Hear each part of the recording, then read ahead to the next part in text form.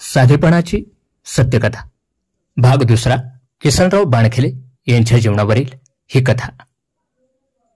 असं म्हणत त्यांनी धोतर खाली अंथरले आणि झोपले. मी त्यांना विचारलं, हे लोक तुमच्या ओळखीचे आहेत का?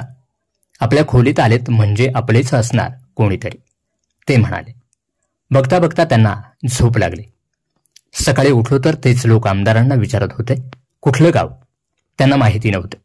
याच आमदारांच्या खोलीत आपण झोपलं आहे आणि आपल्यामुळे आमदारांना भुईवर धोतर अंथरून खाली झोपावं लागलं आहे. अण्णा काहीच बोलले नाहीत. आपण लोकांमुळे इथं आलोय, हे लोकांचं आहे असं ते म्हणायचे. डोक्यावर कडक टोपी, पांढरा शर्ट, धोतर, गळ्यात माळ आणि पायात स्लीपर असा त्यांचा वेश. त्यांनी चांगली चप्पल किंवा बूट वापरावा असं लोकांना वाटायचं. पण ते म्हणायचे, हे स्लीपर चांगलं कुठं हरवत नाही. मी त्यांच्या घरी गेलो होतो. घरात शांतता होती. याच घरातील एक माणूस सरपंच, आमदार, खासदार होऊन गेलेले. यावर विश्वास बसणार नाही. त्यांचा मुलगा रामदास शेतातून आलेला. राजकारणात घराणेशाहीची चलती असताना रामदास मात्र राजकारणात नाही तर शेतात राबतोय. त्याला ते आवडतेही.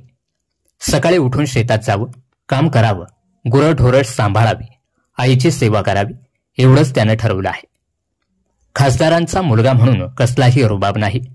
खासदारांनी वापरलेले स्कूटर त्याने जपून ठेवली आहे. ती गाडी तो पुसतो, सणावाराला पूजन करतो.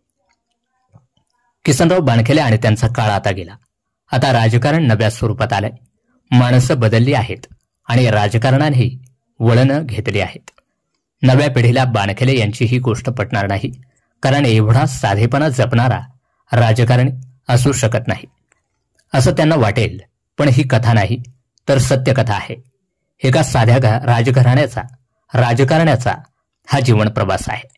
लेखक प्रसिद्ध मुलुकमाती या गाजलेल्या पुस्तकाचे लेखक असून ग्रामसंस्कृतीवर भाष्य करणारे भाष्यकार आहेत. धन्यवाद.